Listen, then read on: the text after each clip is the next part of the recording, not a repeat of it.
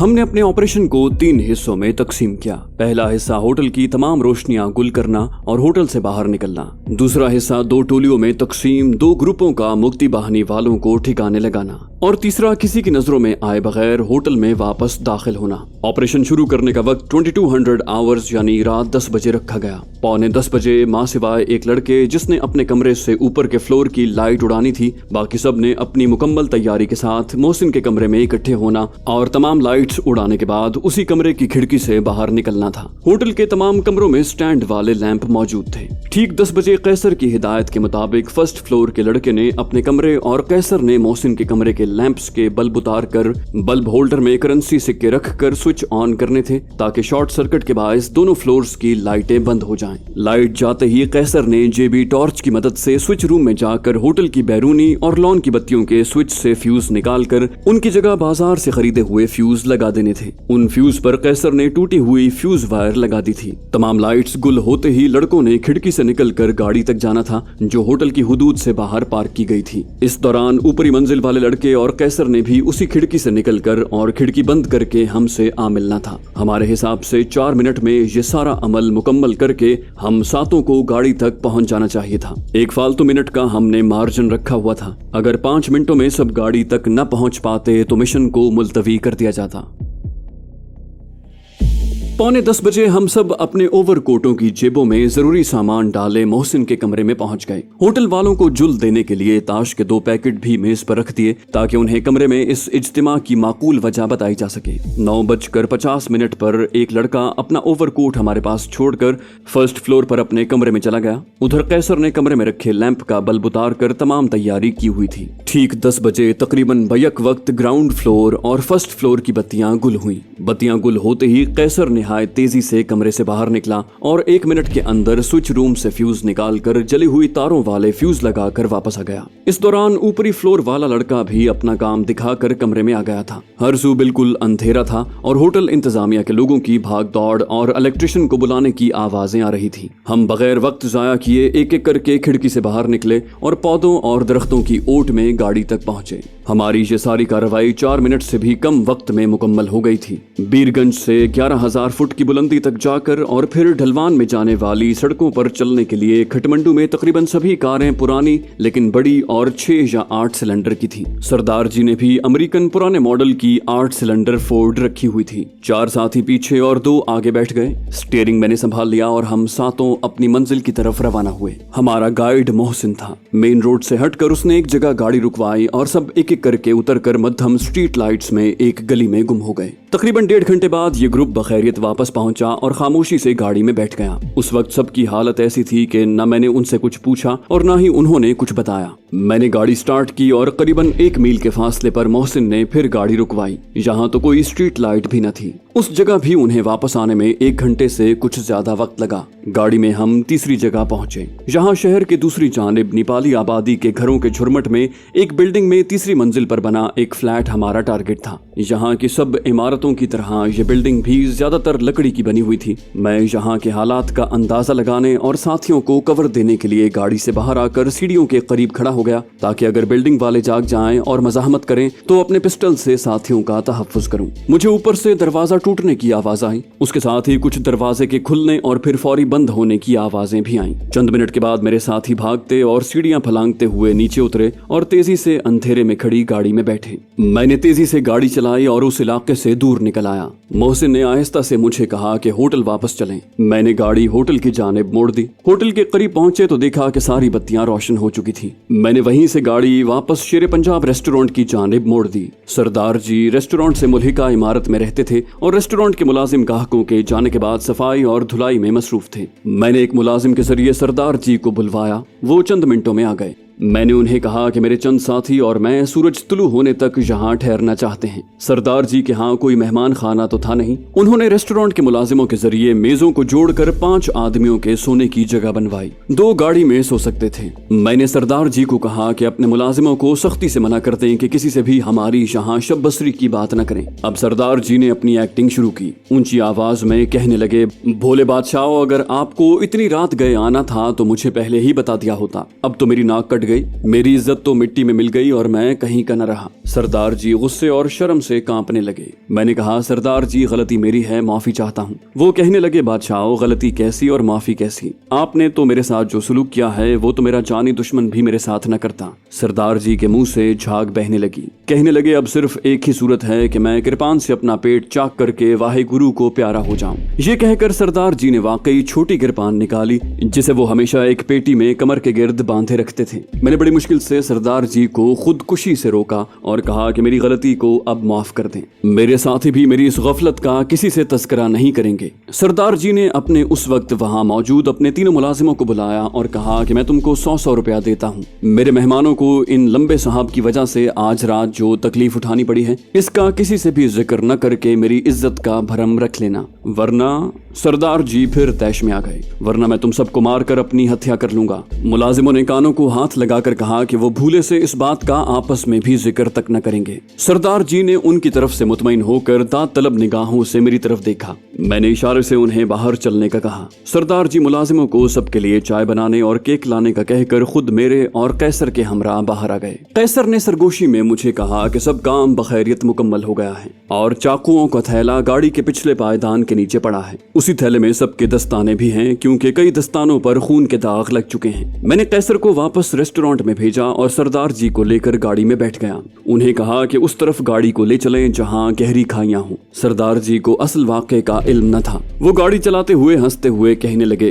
कहो जी, कैसी एक्टिंग की, सब डर गए थे ना? मैंने भरपूर दाद दी और कहा कि आपको तो फिल्मों में काम करना चाहिए। सरदार जी के पूछने पर मैंने बताया कि खाइयों में कुछ फेंकना है। खाइयों में मैंने चाकू निकाल कर दूर दूर फेंके। सरदार जी ने जब खून आलू चाकू देखे तो उनकी हंसी फौरन गायब हो गई। पूछने पर मैंने कहा कि वापस रेस्टोरेंट में जाकर बताऊंगा। हम रेस्टोरेंट पहुंचे तो लड़के और मोहसिन बजाय आराम करने के चाय पीने और खुशगपियों में मशगूल थे। मैंने महसूस किया कि उनके कहकहे जरूरत से ज्यादा और खोखले थे। मोहसिन की आवाज उनमें सबसे नुमाया थी और उसकी वजह भी मैं समझ चुका था। किसी बेहथियार इंसान को मारते वक्त कुदरती तौर पर दिलो दिमाग पर बोझ सा छा जाता है। उन्होंने तो 2.5-3 घंटों में 8 मुक्ति बाहिनी वालों को हलाक किया था, जो सब के सब कत्ल होते वक्त निहत्ते थे। उन लड़कों के दिलो दिमाग पर जो असर हुआ था उसे वो अपने कहकहों से जायल करने की कोशिश कर रहे थे। मैंने उन्हें सर की जुम्बिश से बता दिया कि मैं भी अपना काम मुकम्मल कर आया हूँ। सरदार जी को मैंने कहा कि गाड़ी से मैं थैला लाकर किचन के चूल्हों में जलाना चाहता हूँ। आप मुलाजिमों को कहें कि गाड़ी अंदर और बाहर से अच्छी तरह धो लें। सरदार जी के हवास अभी तक बहाल नहीं हुए थे।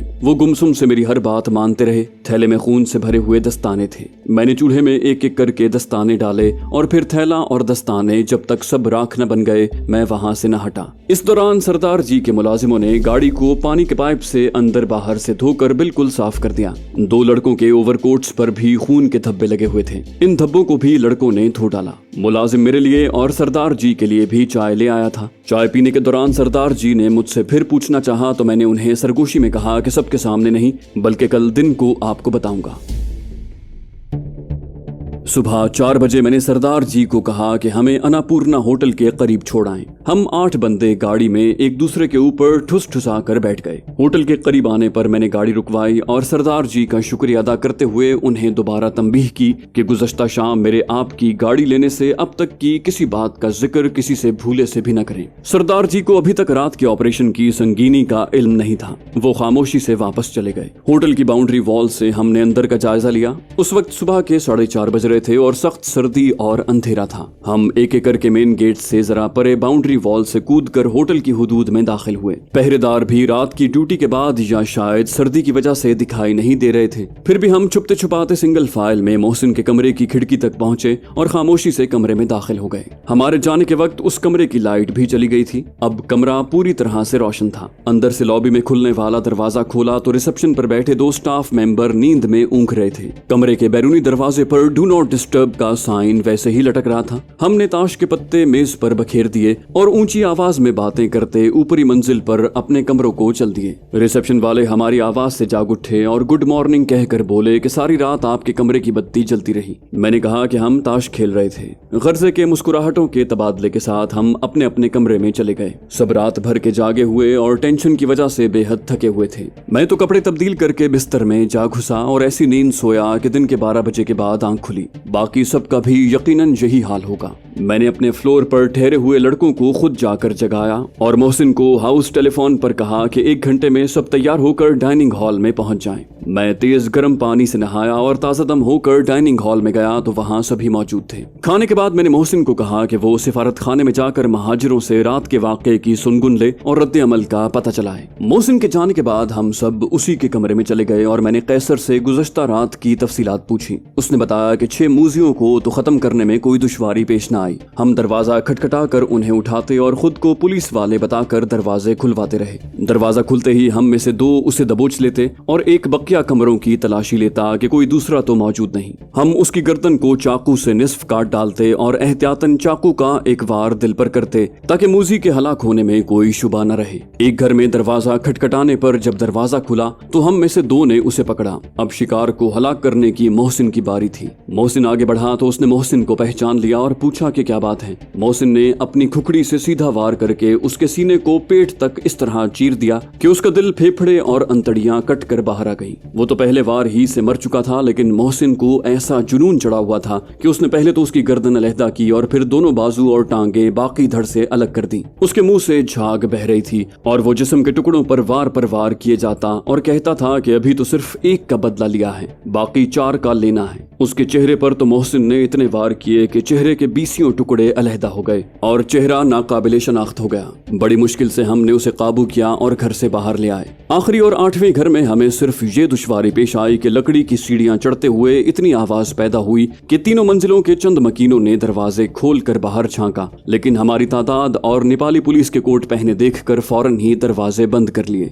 यहाँ टारगेट वाले मकान के रिहायशी ने दरवाजा खोला और हमें देखकर पीछे को भागा। हम उसे पकड़कर पिछले कमरे में ले गए जो शायद उसका सोने का कमरा था। चूंकि उस घर में हम 7 इकट्ठे गए थे, इसलिए हम में से 6 ने उसे ऐसे दबोचा कि उसके मुंह से आवाज तक न निकली। यहाँ भी हमने मोहसिन को मौका दिया, जिसने खुखड़ी के चंद वारों से उसे हलाक कर दिया और गर्दन तन से जुदा कर दी। यहाँ मोहसिन को दिल का पूरा गुबार निकालने का मौका न मिला, क्योंकि ये भी मुमकिन था कि बिल्डिंग का कोई रिहायशी पुलिस को फोन कर दे, इसलिए हम जल्दी जल्दी काम निपटा कर नीचे उतर आए। मैंने तो कैसर के बयान को मुख्तसर किया है। उसने तकरीबन 2 घंटे तफसीलात सुनाने में लगाए थे। इस दौरान मोहसिन भी वापस आ गया। उसने बताया कि 8 के कत्ल का सबको पता चल चुका है। सब महाजिर बहुत मुश्तिल हैं और सिफारत खाने के बाहर नारेबाजी कर रहे हैं। सिफारत खाने ने मदद के लिए पुलिस बुलवाई है, जिसने महाजिरों को सिफारत खाने से बाहर निकाल कर सड़क की दूसरी तरफ और दाएं बाएं धकेल दिया है। महाजिर सिफारत खाने पर तहफ्फुज मुहैया न करने और बिला वजह नेपाल में रोके रखने के खिलाफ नारेबाजी कर रहे हैं। असल हकायक और महाजिरों के एहतजाजी मुजाहिरों का सुनकर मुझे एक अनोखी तजवीज सूझी। मुझे यकीन था कि अगर मेरी तदबीर कारगर हुई तो महाजिरों का एहतजाजी मुजाहिरा यकलख्त उल्टा रुख इख्तियार कर लेगा। मैंने मोहसिन को कहा कि वो फौरी तौर पर कश्मीरी मस्जिद में जाए, जहां बकौल उसके गुज़श्ता रात शहीद होने वाले महाजिरों की तजहीज़ व तकफीन के इंतजामात हो रहे थे, और निहायत चालाकी और होशियारी से ये बात फैला दे कि मरने वाले ना तो मुस्लिम थे और ना ही महाजिर। इससे ज्यादा कुछ न कहे और मस्जिद के करीब ही मेरा इंतजार करे। मोहसिन के जाने के आध घंटे बाद मैं लड़कों को होटल में ठहरने या बाजार की सैर करने का कहकर खुद साइकिल रिक्शा लेकर कश्मीरी मस्जिद की तरफ चल दिया। कश्मीरी मस्जिद पहुंचा तो दूर एक गोशे में मोहसिन को खड़े देखा। उसने बताया कि उसने बात तो अच्छी तरह फैला दी है, लेकिन लाशें पोस्टमार्टम होने के बाद अभी तक यहाँ नहीं पहुंची। करीबन 3000 महाजिर उनके इंतजार और जनाजा पढ़ने के लिए वहाँ मौजूद थे। काठमांडू में कश्मीरी मस्जिद का होना अजीब सी बात थी। दर हकीकत करीबन 80 बरस पहले कश्मीर का एक ताजिर खानदान डोगरों के तशद्दुद के बायस काठमांडू में आकर आबाद हो गया था। रफ्ता रफ्ता उस खानदान के बाकी अफराद और कई दूसरे कश्मीरी ताजिर भी काठमांडू हिजरत कराए। यहाँ उनका कारोबार खूब चमका और वो यहीं के हो लिए। उन कश्मीरियों का काठमांडू के खासे वसी हिस्से में अपना मोहल्ला और अपनी मस्जिद थी। ये कश्मीरी बिला तफरीक़े कौमियत और वतन के हर मुसलमान की हद्दुल मक़दूर मदद किया करते थे। मशरक़ी पाकिस्तान के महाजिरों में उनकी सखावत का चर्चा था और आज उन्होंने ही इन लावारिस मुसलमान महाजिरों की तजहीज़ व तकफीन के इंतजामात किए थे। उनमें से चंद मोतबर मस्जिद के करीब ही अपनी कोठी के लॉन में बैठे हुए थे। मैं शक्ल सूरत से भी पठान या कश्मीरी लगता हूँ। मैं लॉन में उनके पास चला गया। अगरचे हमारा पहले कभी तारुफ या आमना सामना नहीं हुआ था, लेकिन उन्होंने बड़े तपाक से मेरा खैर मकदम किया। मैंने उन्हें बताया कि मैं चिटागोंग में मुलाजिम था, बड़ी मुश्किल से काठमांडू पहुंचा हूं और अब पाकिस्तान जाने के इंतजार में हूं। चूंकि गुज़श्ता रात बहुत बड़ा वक़ूआ हो चुका है, इसलिए गुफ्तगू का मौजू जल्द ही उस तरफ फिर गया। मैंने बातों के दरमियान कहा कि यहाँ आकर मैंने एक अजीब बात सुनी है कि मरने वाले गैर मुस्लिम थे। वो सब मेरी बात सुनकर हंसने लगे कि ये कैसे हो सकता है। मैंने कहा कि बेशक ये अफवाह ही हो, लेकिन तस्दीक करने में क्या हर्ज है। गर्जे के मेरे जोर देने पर वो इस बात पर रजामंद हो गए कि गुस्साल को कह देंगे कि लाशों को गुस्ल देते वक्त इस अफवाह की असलियत जांचें। मैयतें आईं तो महाजिरों में जोश खरोश बहुत बढ़ गया। यहाँ भी पाकिस्तान सिफारत खाने और नेपाली पुलिस के खिलाफ नारेबाजी शुरू हो गई। वहाँ 2 गुस्साल थे, दोनों ने बैक वक्त 2 लाशों को गुस्ल देना शुरू किया। गुस्ल देते वक्त यक के बाद दीगरे दोनों लाहौल वाला कुव्वत पढ़कर उठ खड़े हुए। महाजिरों के पूछने पर उन्होंने सरगोशी में कुछ कहा। महाजिरों को उनकी बात पर यकीन न आया। 2 बुजुर्ग और मोतबर महाजिरों ने खुद तस्दीक की तो वो भी हैरत में डूब गए। उन्होंने सारी लाशों को देखा, टटोला और ऐलान कर दिया कि ये 8 गैर मुस्लिम थे। अब गुस्ल देना तो एक तरफ रहा, इन लाशों को हिंदुओं के हवाले करने की तदबीरें होने लगी। मैंने उन 2 बुजुर्ग महाजिरों को कहा कि आप मेरे हमरा सिफारत खाने चलकर वहाँ मुश्तइल महाजिरों को हकीकत हाल से आगाह करें, वरना वहाँ के हालात खराब हो जाएंगे। वो फौरन मेरे हमरा कश्मीरी खानदान की मोटर में सिफारत खाने पहुंचे और पुलिस के मेगाफोन पर महाजिरों को असलियत बताई। मुश्तइल महाजिर जो सिफारत खाने पर हमला करने को तकरीबन तैयार थे, असल हकीकत जानकर ठंडे हुए और कश्मीरी मस्जिद को चल दिए ताकि खुद ये तमाशा देख सकें। अब ये चेमगोइयां होने लगी कि मरने वाले कौन थे और उन्हें हलाक किसने किया। जितने मुंह थे उतनी बातें। मेरा ये मिशन बखूबी मुकम्मल हो चुका था और अब मुझे लड़कों को फौरी तौर पर नेपाल से बाहर करना था। चुनाचे मैं अपने होटल चला आया। मैं कैसर के कमरे में गया और उसे कहा कि तमाम लड़कों को यहीं बुला ले। जब सब जमा हो गए तो मैंने उन्हें आज की सारी सूरत हाल बताई और कहा कि नेपाली पुलिस अब तक तो उन्हें महाजिर समझी हुई थी और उन्होंने तफ्तीश की महज खानापुरी की है, लेकिन पाकिस्तान के सिफारत खाने को बचाने के लिए मैंने असलियत जाहिर कर दी, जिसके नतीजे में अब नेपाली पुलिस इन मकतूल नाम निहाद हिंदू महाजिरों की असलियत जानने के लिए तफ्तीश का दायरा कार बढ़ा देगी। भारतीय सिफारत खाना भी हरकत में आ जाएगा और उन मुक्ति बाहिनी वालों को यहाँ भेजने वाले भी खामोश नहीं बैठेंगे। इन हालात के पेश नजर अब उन्हें नेपाल से जल्द अज जल्द चले जाना चाहिए। मैंने कैसर समेत तमाम लड़कों को 10-10 हजार रुपए भारतीय करेंसी दी। इसके अलावा उनके सफर के अखराजात और खटमंडू में शॉपिंग के लिए 2-2 हजार रुपए अलहदा दिए। उन्होंने ये रकम लेने से पहले तो इनकार किया, लेकिन मेरे इसरार पर मान गए। मैंने उन्हें शॉपिंग करने के लिए भेजा और मोहसिन के जरिए अगले रोज सुबह पहली बस पर बीरगंज के लिए 6 सीटें बुक करवा ली। नजीर और आरिफ के लिए अलहदा खत भी कैसर को दिए। मैंने नजीर को लिखा था कि मैं पूरी कोशिश करूंगा कि 1 माह के अंदर आपका मकान खाली कर दिया जाए। अगर मैं कोशिश में नाकाम हो जाऊं तो आपको मुकम्मल आजादी है कि मकान खाली न करने वालों से जैसा चाहें सुलूक करें। एक खत हबीब के नाम दिया जिसमें मकान खाली न करने की सूरत में मालिकान के इरादों का भी इशारा दे दिया। मैंने कैसर से कहा कि दिल्ली पहुंचकर फौरी तौर पर अपनी और लड़कों की खैरियत से आगाह करे। दूसरी सुबह 8 बजे की बस पर 6 मुजाहिदों का ये काफिला बीरगंज को रवाना हुआ। चौथे रोज दिल्ली से नजीर और आरिफ ने टेलीफोन पर मुझसे बात की और बताया कि कैसर का ग्रुप बखैर आफियत दिल्ली पहुंच गया है। मैंने नजीर को कहा कि उसके घर को खाली करने की अहमियत और वजह मैंने तफसीली तौर पर अपने महकमे को भेज दी है और मुझे यकीन है कि जल्द अज जल्द उसका घर खाली हो जाएगा। मुतबादिल जगह सराय बैरम खान से बेहतर कोई नहीं हो सकती, इसलिए वो सराय बैरम खान में उन्हें महफूज घर लेकर दे और उन्हें वहां सेट करने में उनकी मदद करे।